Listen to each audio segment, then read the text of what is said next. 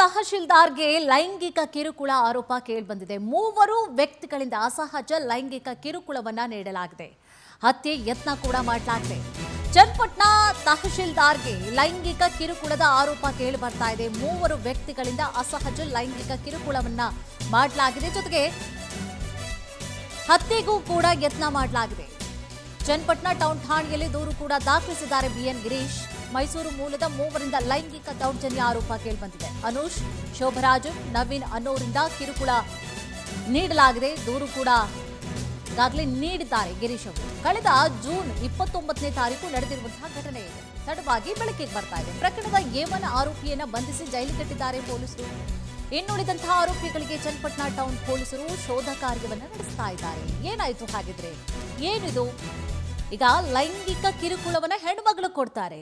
ಗಂಡು ಮಗಂಗೆ ಲೈಂಗಿಕ ಕಿರುಕುಳವನ್ನ ಕೊಟ್ಟಿರುವಂಥದ್ದು ಅಸಹಜ ಲೈಂಗಿಕ ಕಿರುಕುಳ ಅಂದ್ರೆ ಏನು ಹಾಗಿದ್ರೆ? ಯಾವ ರೀತಿಯಾಗಿ ಕಿರುಕುಳವನ್ನ ಕೊಟ್ಟಿದ್ರು? ಜೊತೆಗೆ ಹಲ್ಲೆಗೂ ಕೂಡ ಯತ್ನ ಮಾಡಿದ್ದಾರೆ. ಹಾಗಾದ್ರೆ ಆಗಿದ್ದಾದ್ರೂ ಏನು ಅಂತ ಹೇಳಿ ನೋಡೋದಾದ್ರೆ, ತಹಶೀಲ್ದಾರ್ ಗಿರೀಶ್ ಅವರಿಗೆ ಫೇಸ್ಬುಕ್ ಮೂಲಕವಾಗಿ ಅನುಷ್ನ ಪರಿಚಯ ಆಗಿರುತ್ತೆ.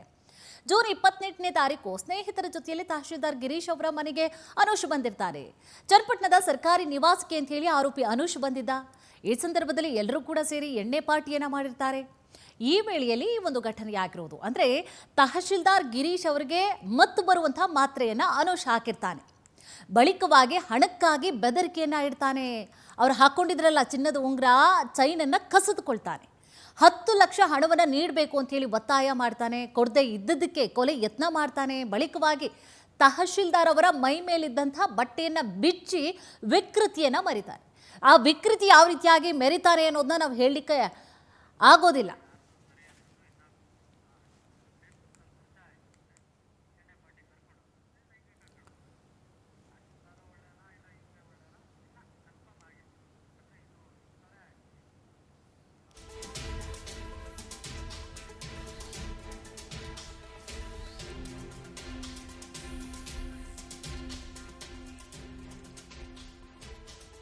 ಎಸ್ ನೋಡಿ, ಅನುಷ್ನ ಪರಿಚಯ ಎಲ್ಲಾಗಿರುತ್ತೆ? ಫೇಸ್ಬುಕ್ನಲ್ಲಿ ಪರಿಚಯ ಆಗಿರುತ್ತೆ. ಪರಿಚಯ ಬರೀ ಅಷ್ಟೇನಾ ಅಥವಾ ಬೇರೆ ಏನಾದರೂ ಇದೆಯಾ? ಅಥವಾ ಸುಮ್ಮನೆ ಇವರೇ ಆರೋಪವನ್ನ ಮಾಡ್ತಾ ಇದ್ದಾರಾ ಬಿಎನ್ ಗಿರೀಶ್ ಅನ್ನುವಂತಹ ಪ್ರಶ್ನೆಗಳು ಕೂಡ ಇದೆ. ಈಗಾಗಲೇ ಈ ಸಂಬಂಧವಾಗಿ ಕೂಡ ದೂರು ಕೂಡ ಕೊಟ್ಟಿದ್ದಾರೆ ತಹಶೀಲ್ದಾರ್ ಅವರು. ಸೊ ದೂರಿನ ಆಧಾರದ ಮೇಲೆ ಈಗಾಗಲೇ ತನಿಖೆ ಕೂಡ ಆಗ್ತಾ ಇದೆ. ಏಕದಮ್ ಫೇಸ್ಬುಕ್ನಲ್ಲಿ ಪರಿಚಯ ಆದವ್ರನ್ನ ಮನೆ ಕರೆಸ್ಕೊಳ್ತಾರಾ? ಮನೆ ಕರೆಸ್ಕೊಂಡ ಮೇಲೆ ಆಗಿದ್ದಾದ್ರೂ ಏನು ಗಲಾಟೆ ಆಯಿತು? ಈ ಸಂಬಂಧವಾಗಿ ಯಾಕೆ ಹಲ್ಲೆ ಮಾಡ್ಲಿಕ್ಕೆ ಹೋದ್ರು ಗಿರೀಶ್ ಅವರ ಮೇಲೆ? ಬರೀ ಇಷ್ಟೇ ವಿಚಾರಗಳವಾ? ಅಥವಾ ಫೇಸ್ಬುಕ್ನಲ್ಲಿ ಬೇಕು ಅಂತಾನೆ ಗಿರೀಶ್ ಅವರ ಪರಿಚಯ ಆಗಿರುತ್ತೆ? ಯಾಕಂದ್ರೆ ಗೌರ್ನಮೆಂಟ್ ಎಂಪ್ಲಾಯ್ ಅವರು, ತಹಶೀಲ್ದಾರ್ ಆಗಿರುವಂತಹ ಕಾರಣವಾಗಿ ಬಹಳಷ್ಟು ಗ್ರಾಮಗಳಿಗೆ ಭೇಟಿ ಕೊಡ್ತಾ ಇರ್ತಾರೆ ಕೆಲಸ ಕಾರ್ಯಗಳವಾಗಿ.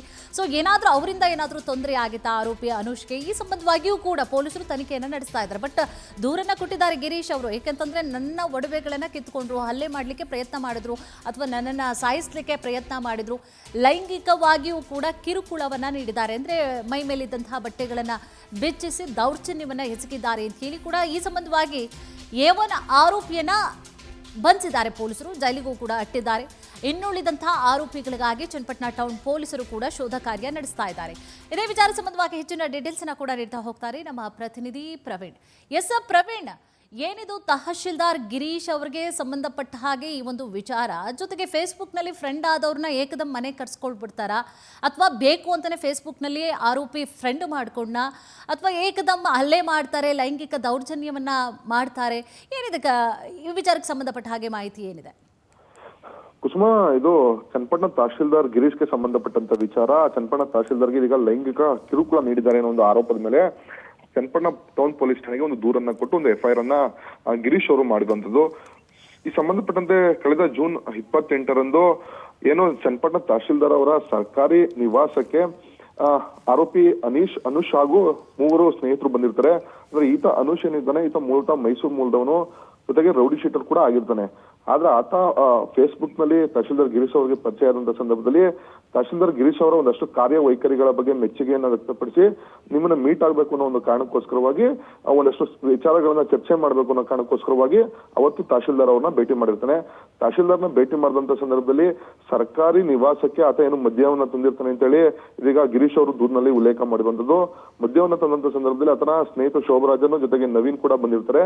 ಆ ಸಂದರ್ಭದಲ್ಲಿ ಅಂದ್ರೆ ಇದು ಸರ್ಕಾರಿ ನಿವಾಸ, ಇಲ್ಲಿ ಮದ್ಯ ಮದ್ಯಪಾನ ಮಾಡ್ಲಿಕ್ಕೆಲ್ಲ ಅವಕಾಶ ಇಲ್ಲ ಅನ್ನೋ ಕಾರಣ ಕೊಟ್ಟರು ಕೂಡ ಇಲ್ಲ ಒಂದಷ್ಟು ನಾವು ತಂದ್ಬಿಟ್ಟಿದೀವಿ, ಹಾಗಾಗಿ ಮದ್ಯಪಾನವನ್ನ ಸೇವಿಸ್ತೀವಿ ಅನ್ನೋ ಕಾರಣಕ್ಕೋಸ್ಕರವೇ ಮದ್ಯಪಾನವನ್ನ ಸೇವಿಸ್ತಾರೆ. ಜೊತೆಗೆ ಆ ಸಂದರ್ಭದಲ್ಲಿ ತಹಶೀಲ್ದಾರ್ ಗಿರೀಶ್ ಅವ್ರಿಗೆ ಆ ಜ್ಯೂಸ್ ನಲ್ಲಿ ಒಂದು ಮತ್ತು ಬರುವ ಒಂದು ಮಾತ್ರೆಯನ್ನ ಹಾಕಿ ಆತನ ತಹಶೀಲ್ದಾರ್ ಅವ್ರಿಗೆ ಮೊತ್ತನ್ನ ಬರ್ಸಿ ಪ್ರಜ್ಞೆನ ತಪ್ಪಿಸುವಂತ ಕೆಲಸ ಕೂಡ ಮಾಡ್ತಾನೆ ಅಂತಲ್ಲಿ ದೂರಿನಲ್ಲಿ ಉಲ್ಲೇಖ ಮಾಡಿರುವಂತದ್ದು. ಬಳಿಕ ತಹಶೀಲ್ದಾರ್ ಮೈ ಮೇಲಿದ್ದಂತ ಒಡವೆನೂ ಕೂಡ ಕಸಿದ್ಕೊಂಡು ಅಂದ್ರೆ ನನಗೆ ಒಂದು 10 ಲಕ್ಷಕ್ಕೆ ಡಿಮ್ಯಾಂಡ್ ಕೂಡ ಆತ ಇಕ್ತಾನೆ ಅಂತೇಳಿ ಆರೋಪಿ ಅನುಷ್ ಹಣವನ್ನ ಡಿಮ್ಯಾಂಡ್ ಮಾಡ್ತಾನೆ ಅಂತ ಹೇಳಿ ಕೂಡ ತಹಶೀಲ್ದಾರ್ ಉಲ್ಲೇಖವನ್ನ ಮಾಡಿರುವಂತದ್ದು.